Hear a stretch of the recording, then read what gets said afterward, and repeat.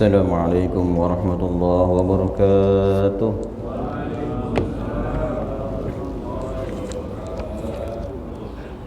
الحمد لله الذي هدانا لهذا وما كنا لنهتدي لولا أن هدانا الله وأشهد أن لا إله إلا الله وحده لا شريك له وأشهد أن سيدنا ونبينا محمدا عبده ورسوله.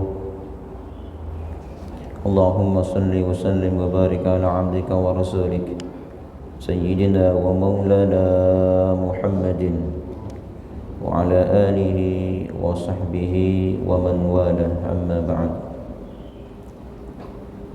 وقد قال الله تعالى في القرآن الكريم وهو أصدق القائلين: أعوذ بالله من الشيطان الرجيم، خذ العفو وأمر بالعرف وأعرض عن الجاهلين. وقال رسول الله صلى الله عليه وآله وسلم: ما رآه المسلمون حسنا فهو عند الله حسن، وما رآه المسلمون قبيحا فهو عند الله قبيح. صدق الله العظيم وصدق وبلغ رسوله النبي الحبيب الكريم، ونحن على ذلك من الشاهدين والشاكرين، والحمد لله رب العالمين. Al-mukarramun wal mukarramat, hadirin hadirat jamaah salat subuh Masjid Baitul Izzah yang dirahmati Allah. Bagaimana kabar semuanya, sehat? Sehat. Ngantuk enggak? Ngantuk enggak? Ngantuk. Semoga Bapak semua sehat selalu ya, Ibu.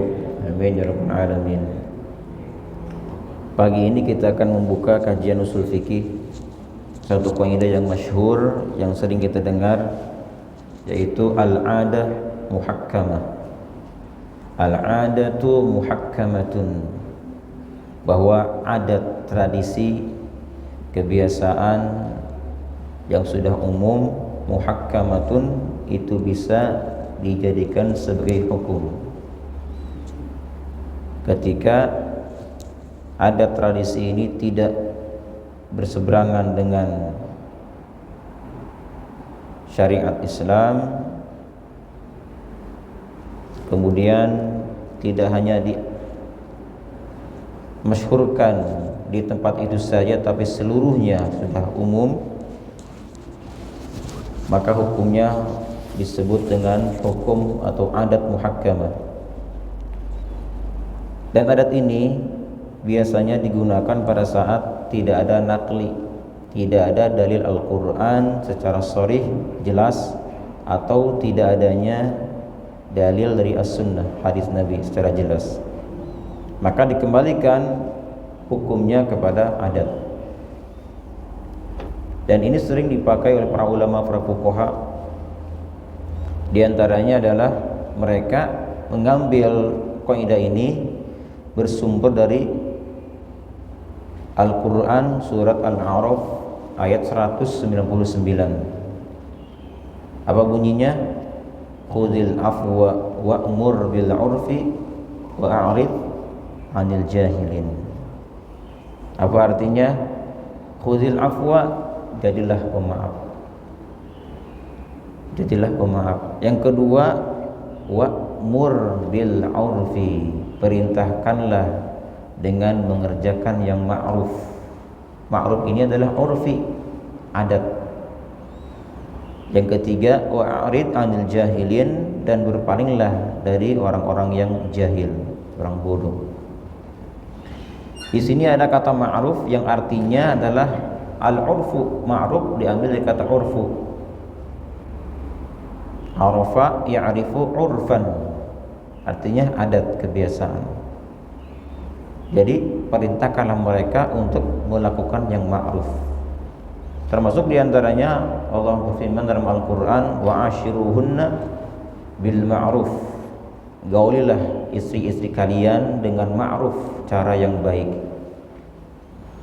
Yang kedua, diambil dari hadis Nabi SAW yang berbunyi, ma ra'ahul muslimuna hasanan fahuwa indallahi hasanun. Setiap apapun yang dianggap baik oleh orang-orang muslim, maka di sisi Allah akan menjadi baik. Dan apapun yang dipandang oleh orang-orang muslim sebuah keburukan, maka di sisi Allah pun sebuah keburukan. Nah, dari dasar dua nakli ini, Quran dan hadis, muncullah satu kaidah, al-adatu muhakkamatun.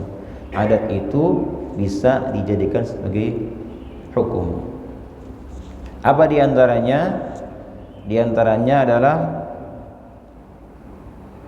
famin zalika minal haid. Diantaranya adalah hukum haid. Hukum haid tentang ukurannya, kapan waktu datangnya darah haid, tidak ada kejelasan dalam Al-Quran dan As-Sunnah, tidak ada.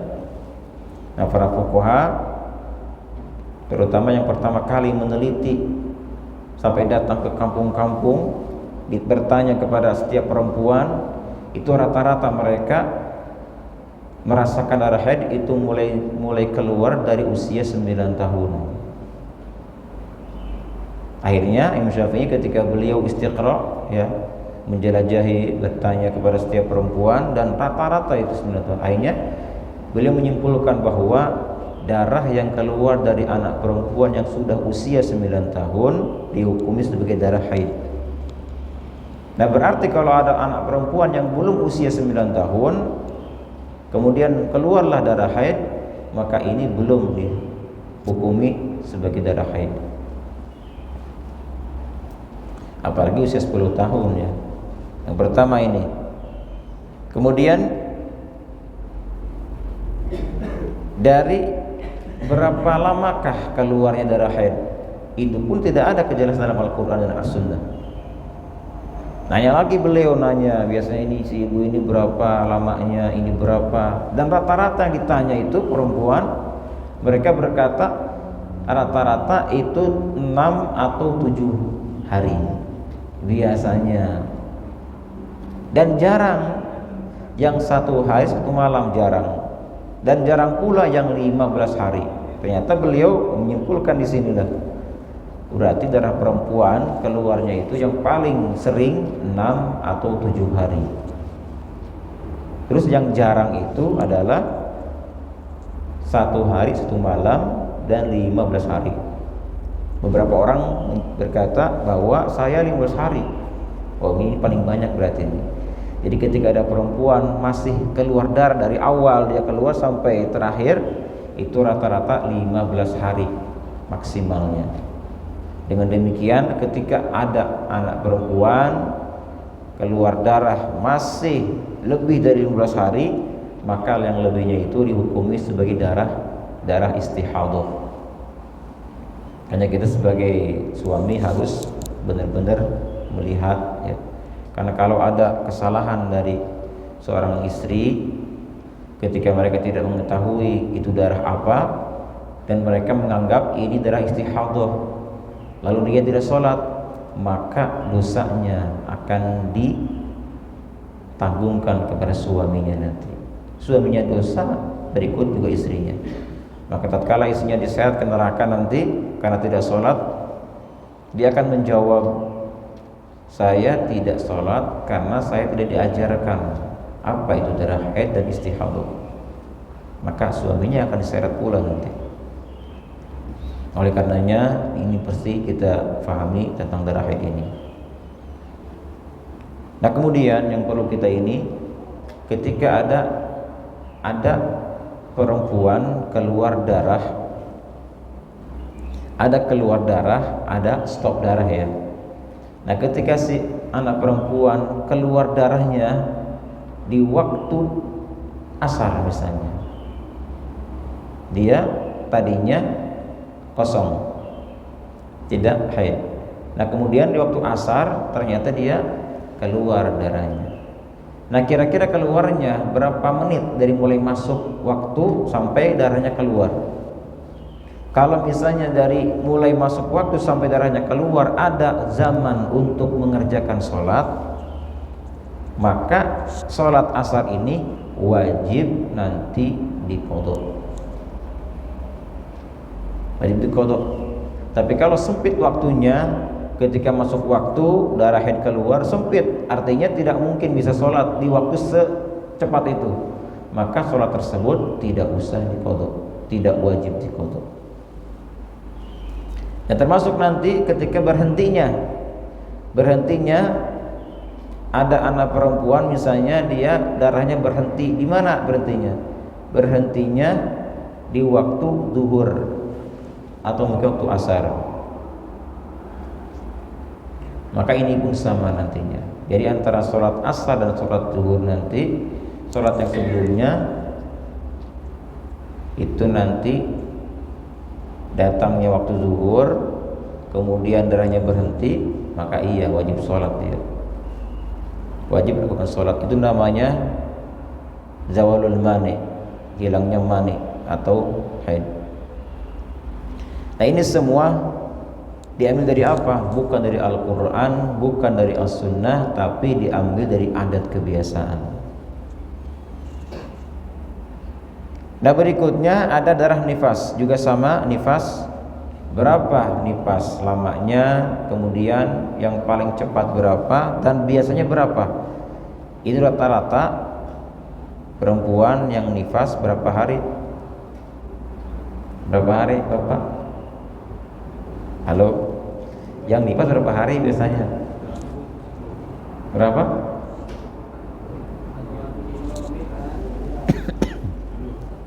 10 hari, 40 hari, 40 hari benar. Biasanya perempuan nifas, yaitu nifas darah keluar setelah melahirkan, itu namanya nifas. Biasanya 40 hari.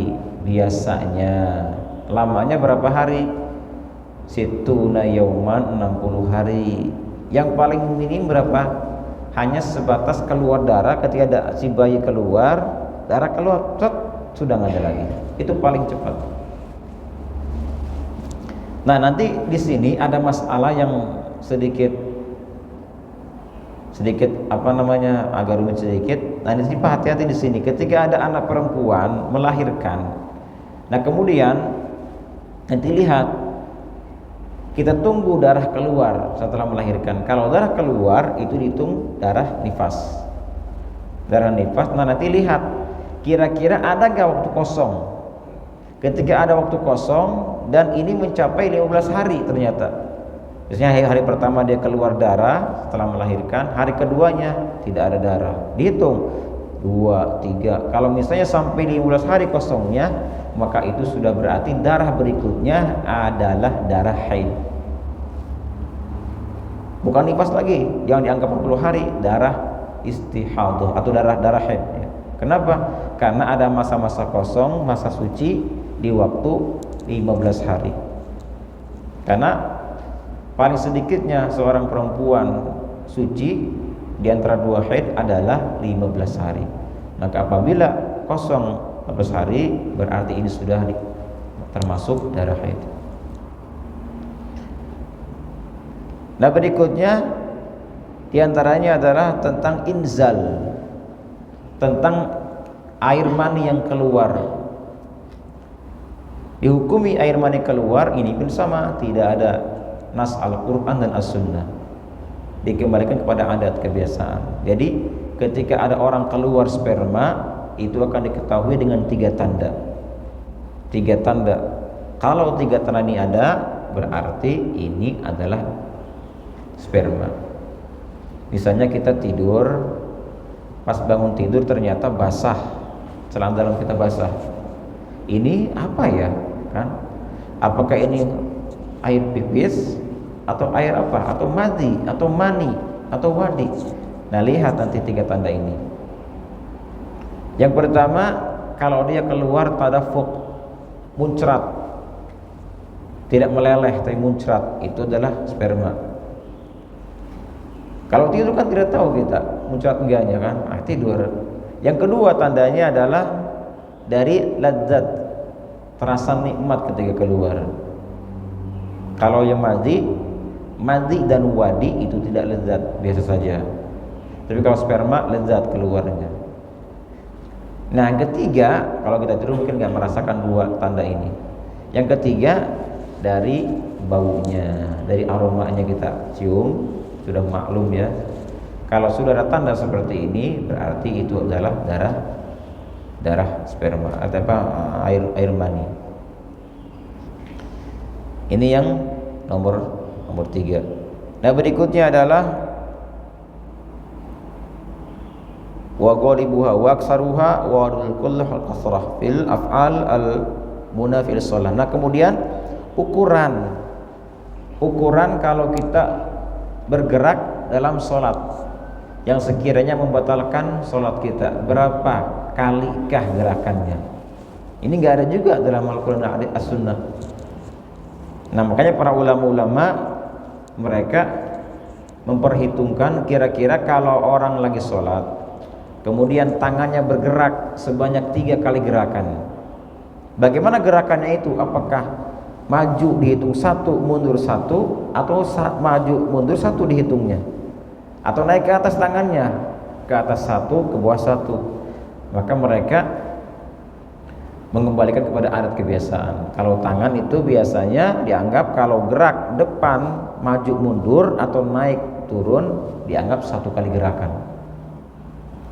1 nih kan, 1 kita garuk-garuk misalnya nih, ke bawah ke atas 1 dihitung, ke bawah ke atas 2 kali dihitung. Kalau terus-terusan 3 kali maka batal sholatnya. 1, 2, 3.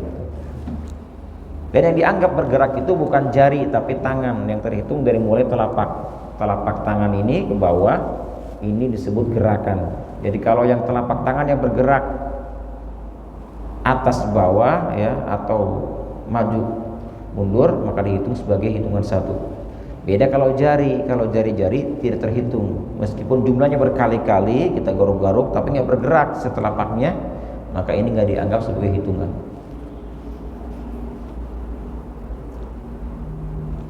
Kalau tidak mau batal berarti tahan dulu 1 kali gerakan atau 2 kali gerakan, 1, 2 berhenti dulu, baru lanjutin lagi. Nah kalau kaki, ke bagian kaki dia maju 1, mundur 1 dihitungnya. Makanya hati-hati kalau kita melangkah ke depan ada sop kosong nih, atau sop carang gitu kan, kita ingin mengisi, maka langkah kita hati-hati. Kalau sampai 3 kali langkah berturut-turut batal sholatnya. 1, 2, 3 batal sudah. 1, 2 stop dulu, baru lanjut lagi. 1, 2 stop lagi. Tapi kalau gerakannya itu loncat Pak, loncat nih, misalnya entah kenapa loncat, dia pamer kungfu kali ya, loncat, maka itu dihitung 3 kali. 1 kali loncat dihitung 3 kali, batal sudah sholatnya. Iya, nggak jauh. Tapi ada gerakan banyak dianggap tidak membatalkan sholat. Apa diantaranya? Diantaranya ketika perempuan mengabarkan kepada orang yang tidak sholat atau lagi sholat imamnya, tapi ada kesalahan. Kan pakai tangan gerakan keprok kan perempuan, bukan tasbih, dengan keprok. Begini keproknya, ini bukan begini, nggak boleh. Kalau begini batal, kalau begini nggak boleh, harus begini. Jadi telapak bagian kanan di atas punggung tangan kiri.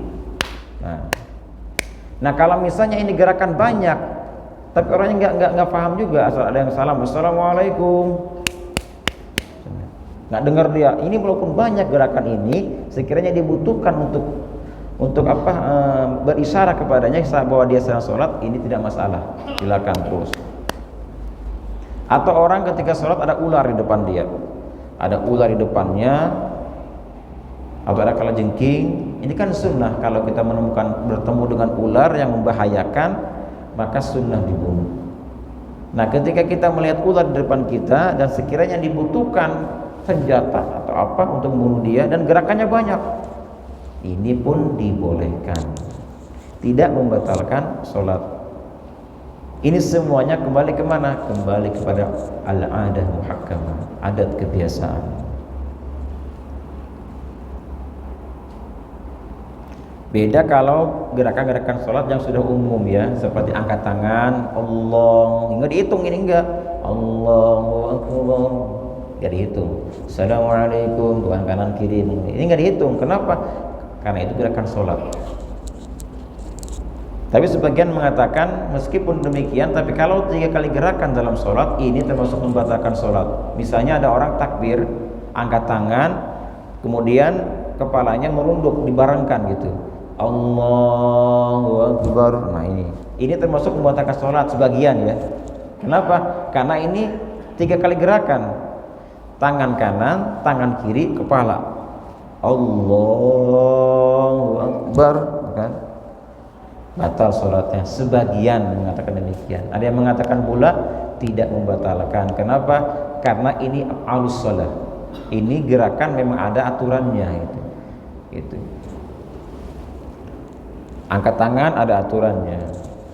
Kemudian kepala merunduk juga ada aturannya. Karena disunahkan ketika sholat kita melihat dari mulai takbir sampai mengucapkan kalimat la ilaha illallah di syahadatnya, disunahkan melihat ke tempat sujud mata kita. Nah, pada saat kita tasyahud baca asyhadu an la ilaha illallah, baru diangkat jari kita dan baru pandangan kita beralih ke telunjuk tangan. Asyhadu an la ilaha illallah, pindah ke tangan jadinya itu. Itu madzhab Syafi'i.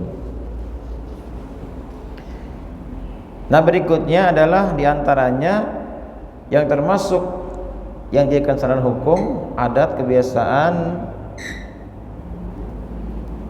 bainal ijab wal qabul. Ijab qabul memang ada dalam ini Al-Qur'an, ijab qabul. Allah hanya mengatakan wala ta'kulu amwalakum bainakum bil batili illa an taradin, kecuali saling ridho pihak si penjual dan si pembeli. Bagaimana caranya saling ridho? Harus ada ucapan yang sharih yang jelas bahwa dia ridho, ini pun ridho. Apa itu? Itu namanya ijab qabul. Ijab qabul namanya. Bagaimana lafaznya? Adakah contohnya dari Al-Quran atau ada sunnah? Adakah contohnya? Tidak ada pula. Nah, buatlah adat kebiasaan. Ketika si penjual mengatakan bi'tuka, saya jual, bi'tuka hadza, saya jual ini dengan harga sekian, dan si pembeli mengatakan si pembeli mengatakan qabiltu, saya terima. Ini namanya ijab qabul.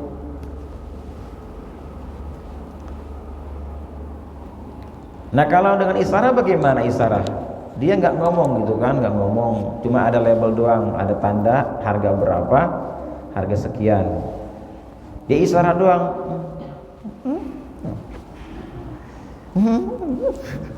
Misalnya ketika ada korinah yang mengartikan ridho dari kedua pihak, ya sudah, tidak usah saya jual ini, saya nggak usah. Terkecuali yang paling diteliti benar adalah masalah nikah. Kalau masalah nikah itu benar-benar harus teliti, hati-hati dalam mengucapkan, baik di pihak si wali dan di pihak si calon suami. Makanya diulang-ulang kan, saking telitinya. Ini ketika ada kesalahan, kata sahabat, gimana sah tidak? Enggak sah kata saksi. Sudah ulang lagi tuh. Kenapa? Karena akan menghalalkan yang haram. Ini perempuan haram asalnya nih, tapi mau dihalalkan, maka butuh lafaz yang benar-benar memperlihatkan keriduan dua pihak. Ketika si pihak wali mengatakan saya nikahkan anda dengan si fulanah binti fulan dengan mas kawin sekian dibayar tunai misalnya, malah melamun si suaminya tuh calonnya, oh iya saya terima misalnya, bagaimana saksi? Tidak sah. Kenapa? Dia melamun tadi. Dia melamun. Harus benar-benar ittisal, dibayar tunai, saya terima. Jadi benar-benar terlihat dia menerimanya gitu, nggak dipaksa-paksa.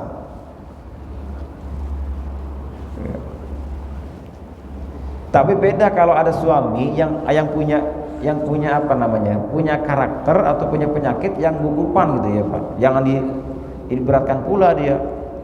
Bayar tunai saya, bagaimana saksi? Nggak sah. Nah kalau dia biasanya begitu orangnya, dan dia terlihat emang dia mau menerima, cuman dari gelagat karena dia grogi atau gimana, dia mau menerima saya, maka ini pun dianggap sah-sah juga gitu. Apa dasarnya? Kembali ke adat kebiasaan. Dan sunnah pula kalau sudah sah sekali nih, bagaimana saksi? Sah. Sunnah diulang kembali sunnah untuk memperkuat akad nikah. Nah ijab kabul ini, dan semuanya itu, semua ijab kabul dari pihak apa, penjual, pembeli, nikah, semuanya ada ijab kabulnya Bapak mau kasih orang nih, kasih orang apa, itu ada ijab kabulnya. Misalnya mau ngasih uang, ngasih roti, ngasih apa, itu ada ijab kabulnya. Yang mengartikan bahwa kedua belah pihak ridho gitu. Ketika orang mengatakan saya kasih kamu nih mobil misalnya, nah ini namanya ijab. Di pihak si penerima, saya terima mobilnya, berarti namanya qabul.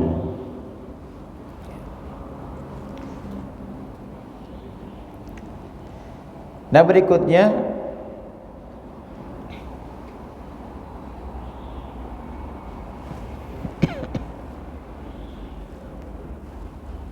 tadi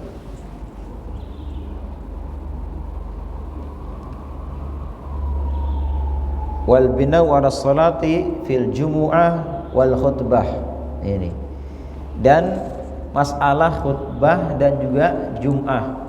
Jadi antara khutbah jum'ah ini harus jangan terlalu lama terpisahnya.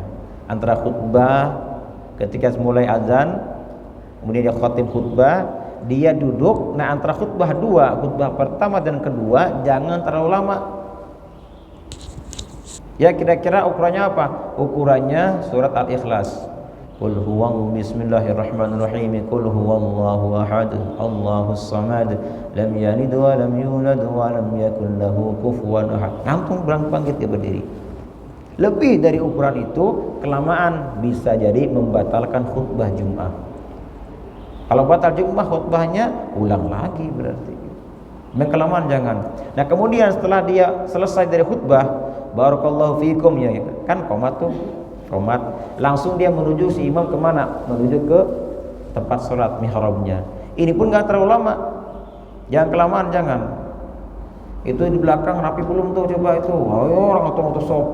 Ada yang diwudu lagi Pak Ustaz, tunggu sebentar. Nah ini kelamaan ini, nggak boleh, batal juga nanti. Jadi antara khutbah 2 dan antara selesai khutbah dengan sholat itu tidak terlalu lama juga. Ukurannya bagaimana? Ukurannya kembali kepada adat kebiasaan. Nah berikutnya adalah diantaranya wa fi ihrazil mali al-masruq. Masalah harta kita ya yang dicuri orang. Kan ada itunya, ada domannya tuh. Harta kita, punya harta dicuri orang itu, berapakah yang ada hukum? Kan bisa dipotong tangannya katanya. Kalau dia mencuri sekali potong tangan kanannya, kalau mau mencuri lagi potong kaki kirinya, mencuri lagi potong tangan kirinya, mencuri lagi potong kaki kanannya. Jadi selang-seling Pak, kanan kiri, kiri kanan gitu. Mencuri pula dibunuh saja sudah, dikisos itu. Nah pertanyaannya, apakah semua pencuri dipotong? Enggak semuanya, tergantung jumlah yang dia curi gitu. Kalau jumlahnya sesuai dengan ukuran, maka potong tangannya. Ini orang mencuri ayam, dipotong tangannya. Ayam kecil jumlahnya, ada ukurannya, berapa ukurannya.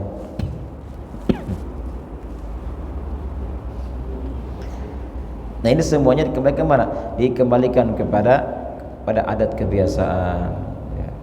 Jadi adat itu bisa kita jadikan patokan hukum ketika dia tidak benturan dengan syariat Islam. Atau diantaranya begini nih adat nih. Adat kita biasanya itu setiap kali kita belanja pasti menggunakan uang, betul nggak? Pakai uang kan tuh. Itu uang luar biasa itu. Dengan uang kita bisa beli, kita bisa miliki apa saja. Rumah, kemudian mobil, uang nih, dengan uang. Ini adat kita begitu. Nah, misalnya ada satu daerah yang tidak pakai uang dia.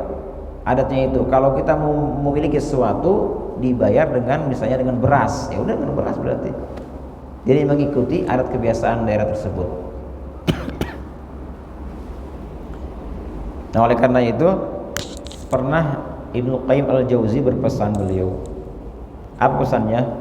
Kata beliau, jika Anda datang ke satu daerah, maka jangan bawa adat kebiasaanmu yang ada di daerahmu sendiri dibawa ke daerah tersebut, tetapi ikutilah adat tersebut di daerah itu. Jadi kita kalau misalnya datang kemana-mana, jangan kita bawa kebiasaan kita di daerah itu, jangan, tapi kita ikuti kebiasaan di daerah itu bagaimana. Ketika adatnya bagaimana, kita ikuti mereka gitu. Seorang Imam Ahmad bin Hanbal, beliau biasanya apa? Rutin sholat qobliyah maghrib.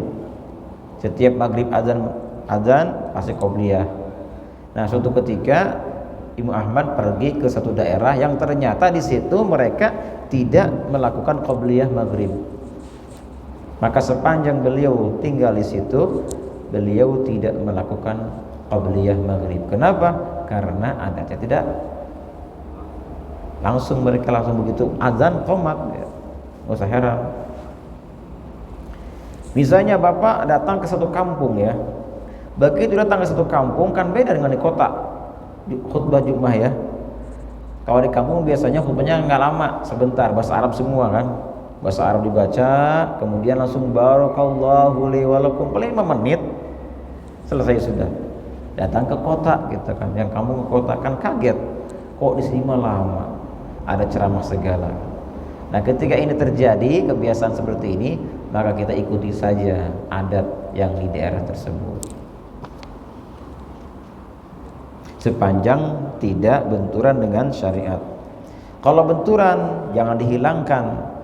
Kalau ada adat yang benturan dengan syariat Islam, jangan dihilangkan adat tersebut, tapi buanglah yang benturannya itu. Adat baiknya kita lanjutkan, tapi yang benturannya kita hilangkan.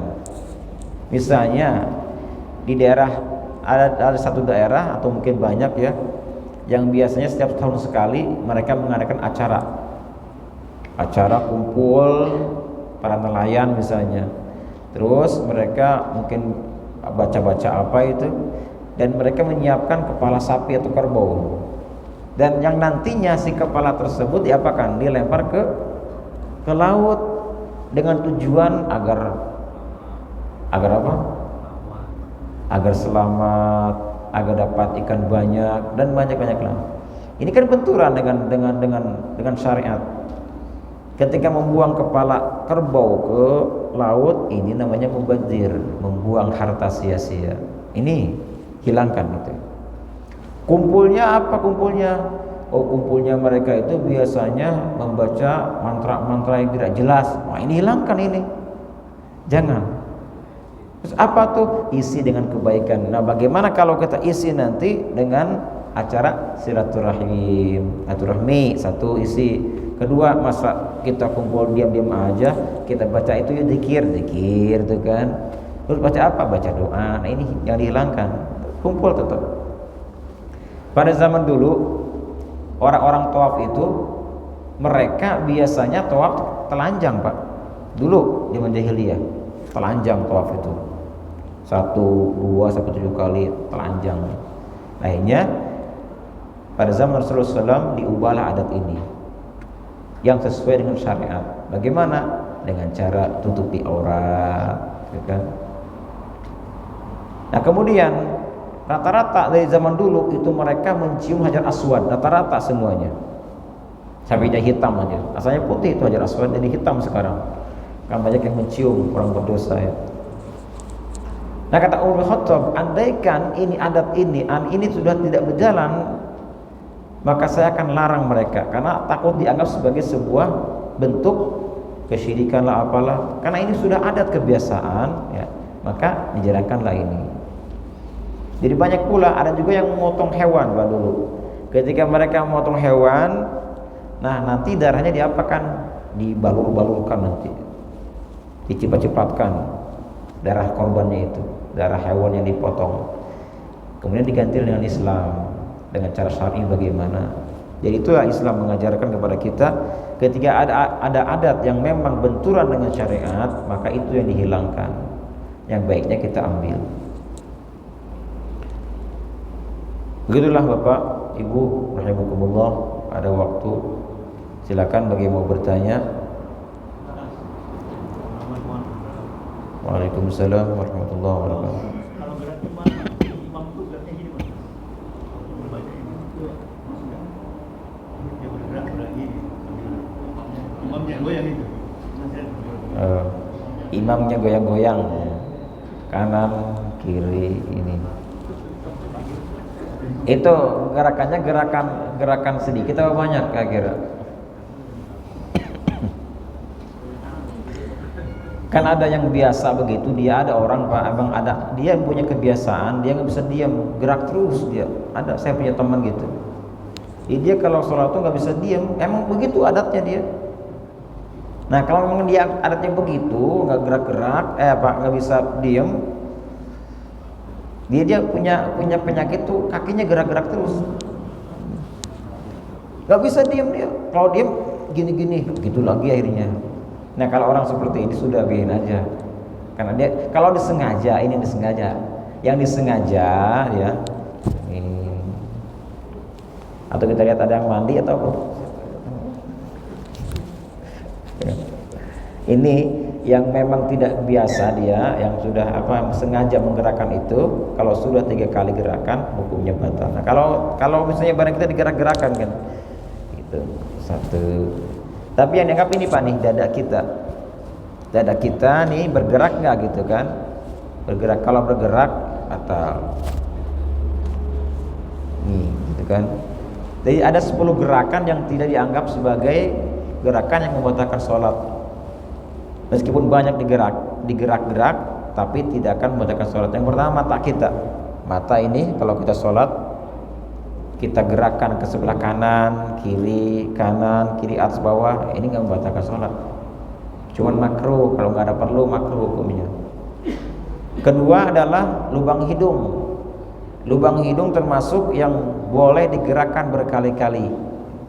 Lubang hidung dikembuskan, nah ini dibuka, tutup ini. Yang ketiga apa? Yang ketiga lidah. Lidah nggak juga membatalkan. Yang keempat bibir, juga sama, bibir nggak membatalkan. Yang kelima telinga, ada yang bisa gerakin telinga di sini. Telinga digerak-gerakin, ini nggak membatalkan sholat. Nah kemudian yang keenam adalah jari. Jari ya, jari ini nih yang digerak-gerakin, ini tidak membatalkan sholat berkali-kali pun. Kaki juga sama, jari kaki itu tidak. Yang keberapa sekarang? 1, 2, 3, 4, 5, 6. Yang ketujuh perut. Perut kita digerak-gerakin juga sama, tidak membatalkan sholat. Yang kedelapan alis, 2 alis. Alis juga tidak membatalkan. Dan termasuk diantaranya ada yang terakhir az-zakar, kemaluan kita digerak-gerakin juga tidak membatalkan sholat.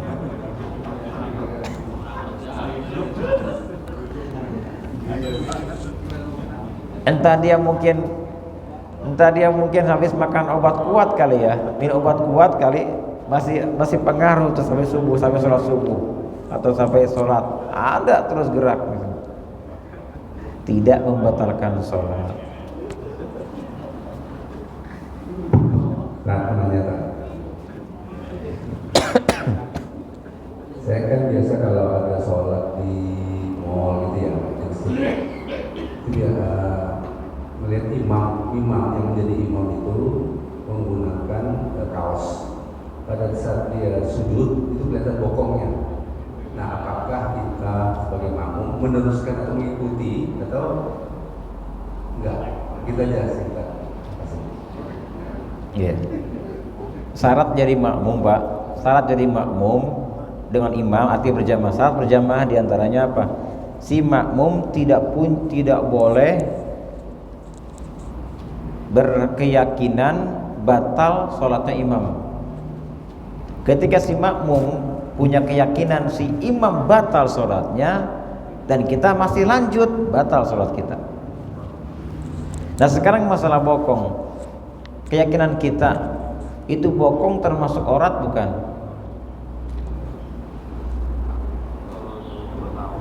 Laki-laki itu kan dari mulai surrah dan rukbah, antara pusar dan lutut itu aurat masuknya. Jadi wilayah pusar dan lutut itu aurat. Nah ketika dia sujud kemudian terangkatlah kaosnya, terlihat apalagi dompetnya ya kelihatan tuh bokongnya, maka ini dianggap sebagai membatalkan sholat.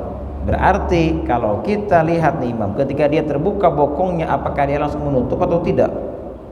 Ketika dia sadar sujud, ternyata dia sadar terbuka, langsung dia tutup dengan apa? Dengan sejarah atau apa? Maka tidak batal sholatnya. Keyakinan kita seperti itu. Tapi kalau dibiarkan, ketika dia terlihat auratnya, dia biarkan, ini batal keyakinan kita. Nah berarti kalau dia batal sholatnya, kita jangan ikutin dia, kita mufaroqah sholatnya. Pokoknya kalau kita sholat, jangan ada keyakinan bahwa imam batal sholatnya. Kalau sudah meyakini dia batal pula sholat kita. Misalnya nih, ada imam, saya yakin imam tadi dia tuh menyentuh istrinya. Nah, mazhab saya kalau seorang suami menyentuh istrinya itu batal sholatnya. Dia mah enggak batal imam ini misalnya nih. Ayo sholat. Kita jadi makmumnya. Tadi saya lihat sendiri dia tadi pegangan sama istri di belakang misalnya. Tapi dia jadi imam. Nah kita punya keyakinan dia batal sholatnya. Maka kita tidak boleh bermakmum kepada imam ini. Nggak boleh. Kenapa? Kita punya keyakinan setiap imam yang batal sholatnya maka tidak boleh. Beda kalau kita tidak yakin batalnya, nggak yakin masih sah kok gitu. Cuman beda mazhab misalnya, beda mazhab saja. Tapi untuk batalnya tidak, cuman beda mazhab saja gitu. Misalnya ada beda mazhab, beda aliran, dia jadi imam, kita makmumnya. Bagaimana hukumnya? Hukumnya tetap sah tapi makruh.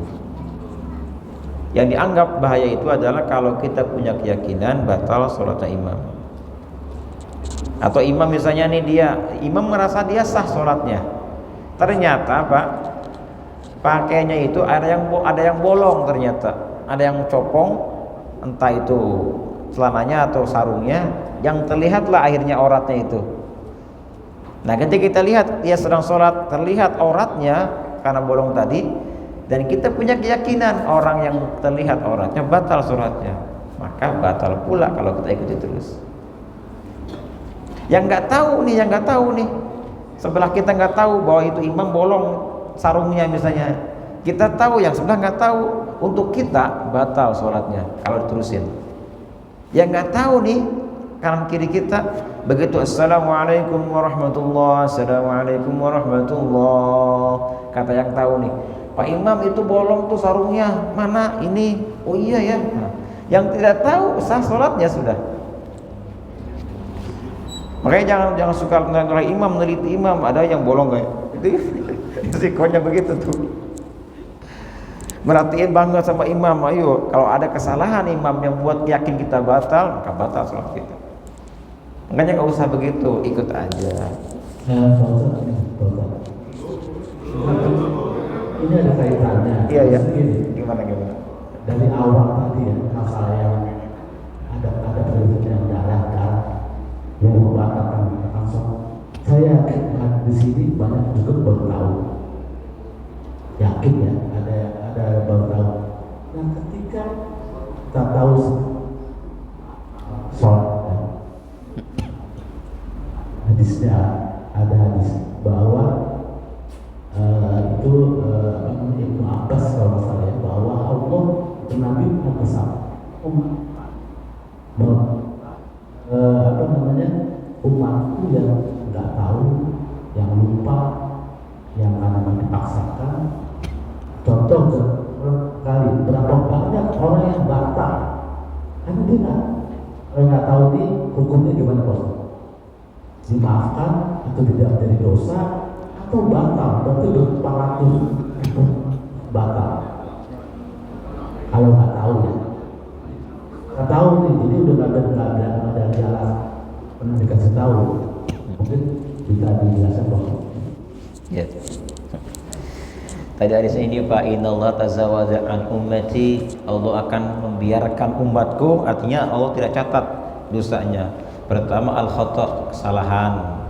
Kedua wan nisyan, lupa. Yang ketiga wa mastukrihu alaih, yang dipaksa, tidak masuk dalam urusan agama ketika ada tiga hal ini: kesalahan, lupa, dan juga dipaksa. Kita lupa tidak sholat sampai habis waktu sholat tuh, lupa gitu kan.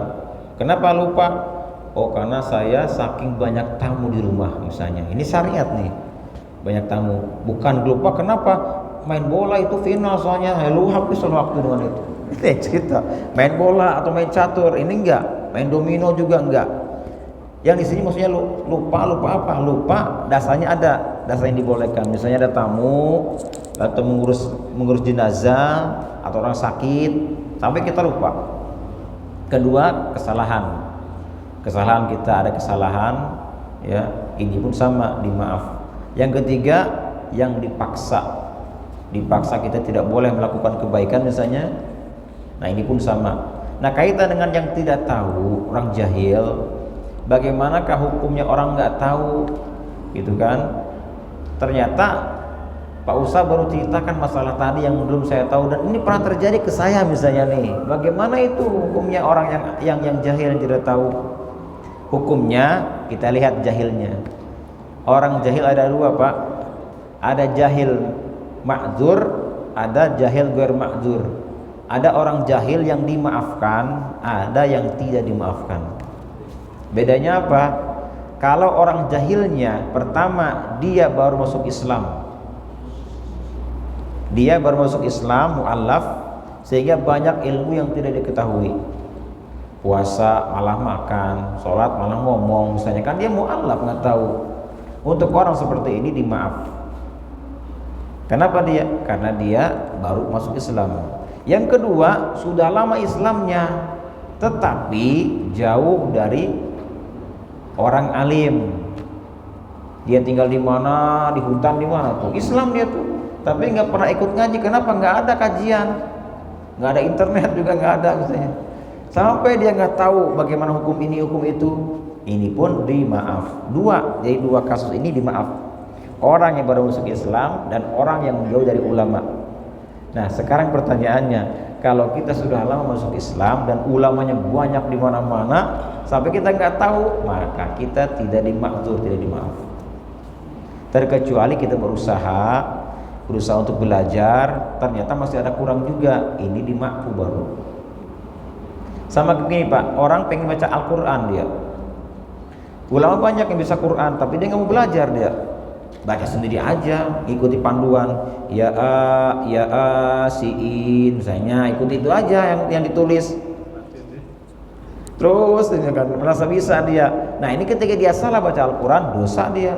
Kenapa? Nggak mau belajar. Beda kalau dia belajar, saking dia pengen bisa baca Al-Quran meskipun dia salah, tapi karena membiasakan biar lancar, nggak masalah, baca aja udah. Ada gurunya kan tuh. Nanti baca terus sambil belajar, ini dimaaf.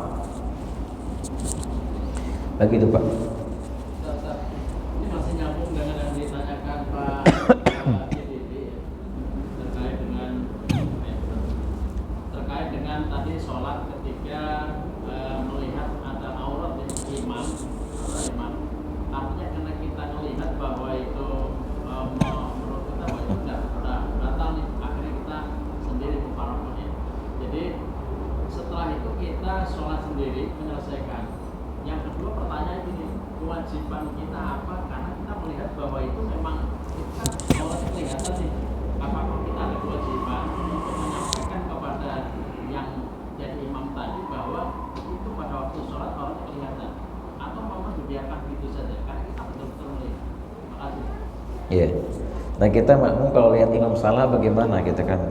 Sunnahnya amar ma'ruf di situ, nahi munkar. Jadi dua hal ini, ma'ruf dan munkar ini berlaku tidak hanya di luar sholat, termasuk di dalam sholat juga. Jadi baiknya kalau kita melihat ada imam seperti itu, Bapak, kalau kita sholat lihat imam terlihat bokongnya, Bapak ambil sajadah, tutup pintu. Kita batalin Ustaz. Enggak batal. Nyawa sorban langsung tutupin tuh sorban. Kalau kita orangnya orang yang memang dipercaya dan diterima. Kita diterima nih, mungkin kita ada tokoh ulama atau gimana di belakang nih. Sekiranya dia melakukan hal seperti itu jadi contoh buat yang lain, maka lakukanlah. Kita ada sorban misalnya ini begitu terlihat auratnya langsung kita tutup. Pas tutup kan. Itu.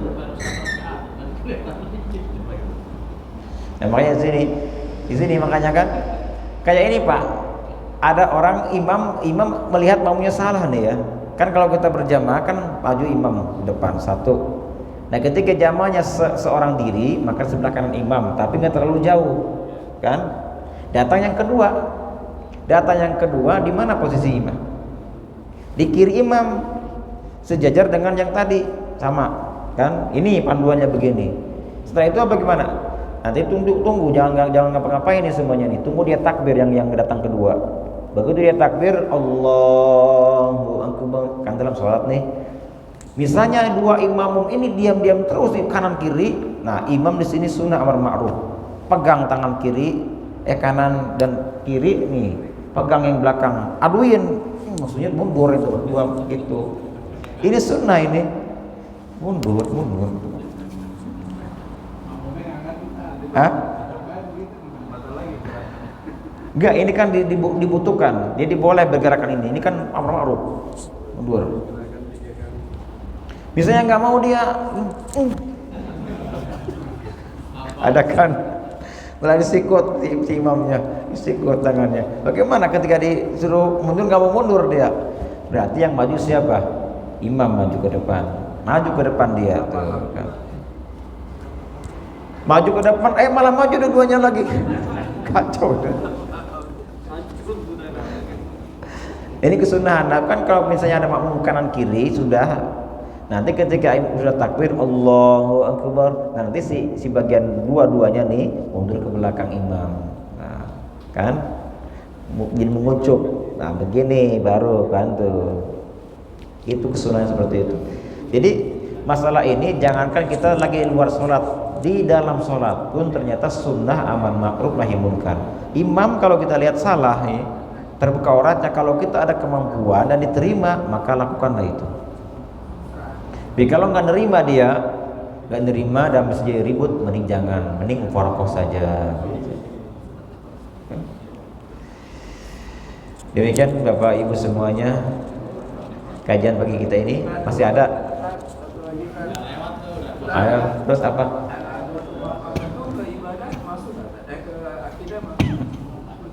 Ke akidah enggak lah. Kalau misalnya ke ibadah itu masuk nggak kaidah ini? Bisa juga, itu tawaf, katanya tawaf kan ibadah tawaf ibadah, kurban juga ibadah. Dulunya kan itu nggak begitu dulunya. Tawaf itu telanjang mereka, diubahnya dengan cara yang resmi, ada wudunya, ada aurat ditutup, itu kan. Nah kita lihat sekarang Pak, kalau memang terjadi kalau memang dulu pernah terjadi begitu, orang meninggal kumpul-kumpul main judi, main gaple, main minuman. Apa tujuannya? Untuk menghilangkan stres, nggak sedih. Dibuatlah kumpul-kumpul, ayo kita main ini, ayo pesta-pestaan biar enggak. Ini kan salah jalan ini. Nah, kalau kita kembali ke kata Al-Qayyim dari Ibnu Qayyim Al-Jauzi, ketika kamu datang ke suatu tempat, di situ ada adat kebiasaan yang tidak baik, jangan kamu bawa adat kebiasaanmu di situ kan. Nah, kita rubah tidak baiknya, kita isi dengan kebaikan. Misalnya kumpulnya baik, ini silaturahim dengan tetangga, bagus kan. Isinya salah, minuman, nah kita ubah dengan kebaikan. Apa? Kita isi zikir yuk, zikir, kemudian baca doa untuk mayit, dan kita isi tausiah di sini. Tausiah ini kan perintah semua, ada sedekahnya, ada tausiahnya, ada zikirnya, semuanya ada. Disatukanlah satu paket ini dengan namanya tahlilan gitu. Isinya apa? Isinya kebaikan. Ada zikirnya, ada doanya, ada sedekahnya, ada juga thalab ilmunya. Kumpul semuanya. Dan semua ada perintahnya. Thalab ilmu ada perintah, sedekah juga ada perintah, semuanya ada perintah. Sepanjang tidak benturan dengan syariat, maka jangan diubah, teruskan. Kalau sudah diubah, berturan dengan syariat, baru namanya itu adat yang harus kita tentang. 3700 termasuk adat. Iya, itu ada. Umar bin Khattab pernah berkata dalam kitab Hawi al-Fatawi. Di situ Rasul mengatakan, apa saya lupa itu. Kullu shadaqatin nurun lil mayyit. Kullu shadaqatin nurun lil mayyit. Setiap sedekah itu kan jadi nur untuk si mayit, kata Nabi. Nah, Umar bin Khattab mengatakan dalam hadis ini lanjutannya, kata beliau bahwa as-shadaqah ba'da dafni yabqa thawabuha. Jadi sedekah setelah dikubur mayit itu akan tetap pahalanya mengalir ke kuburan salah satu ayam 3 hari. Kekuatannya 3 hari. Nah, kemudian wa ba'da salasah, kata beliau, setelah 3 hari yabqa thawabuha ila sab'ati ayyam. Akan 7 hari pahalanya terus berjalan. 7 hari dilakukan lagi. Wa ba'da sab'ah yabqa thawabuha ila 25. Jadi ketika diadakan sedekah 7 harinya, itu akan tetap pahalanya mengalir sampai 25 hari. Ini yang kita pakai ini enggak. Ketika sedekah di hari itu wabada 25 yabqa sabuha ila 40 yawman. Setelah dipakai sedekah di masa 25 hari, maka akan tetap pahalanya sampai 40 hari. Wabada 40, kata beliau, setelah 40 sampai 100 hari. 100 hari sampai setahun. Setahun sampai 1000 hari, kata Umar bin Khattab dalam kitab Al-Hawil Fatawi kayangan As-Suyuti. Jadi kalau misalnya kita mengamalkan ini, silakan 1, 3, 7, 25, 40, 100 setahun. Kalau 100 tahun itu kekuatannya sampai apa? Sampai 1000 hari. Jadi berapa tahun itu? 1000 hari. Berapa hari? 1000 tahun.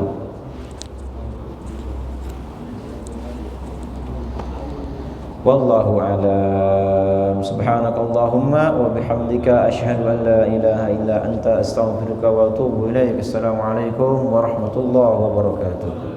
Allah